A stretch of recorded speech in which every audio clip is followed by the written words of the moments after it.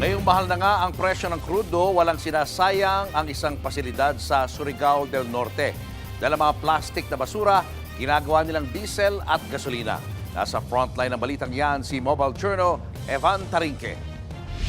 Patong-patong na plastik ang bubungad pagpasok sa MRF facility sa bayan ng Del Carmen sa Surigao del Norte. Para sa iba, patapon na ang mga yan. Pero dito, pinapakinabangan pa ang mga ito. Dahil ang mga plastik, ginagawang gasolina at diesel. Sa bawat 250 kilo na plastik, umaabot sa halos 100 liters ng fuel ang napoproduce. At ang proseso, umaabot ng 6 hanggang 8 oras. Yung plastic ay parang linuluto natin sa isang kaldero. Natutunaw siya, tapos nagiging gas o yung parang hangin na siya, vapor. Pag naging liquid form, nagiging itong langis, gasolina at diesel.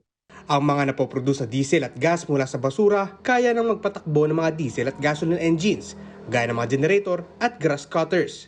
Pero pagdating sa sasakyan, sinusubok pa. Actually, hanggang sasakyan, pwede siyang gamitin in theory. Pero syempre, ayaw kong gawin mo na to hanggat hindi ko nasusubukan. Target din gamitin sa mga bangka ang napoproduce na langis para makatulong sa mga mangingisda sa isla. Pero hindi ito magic solution.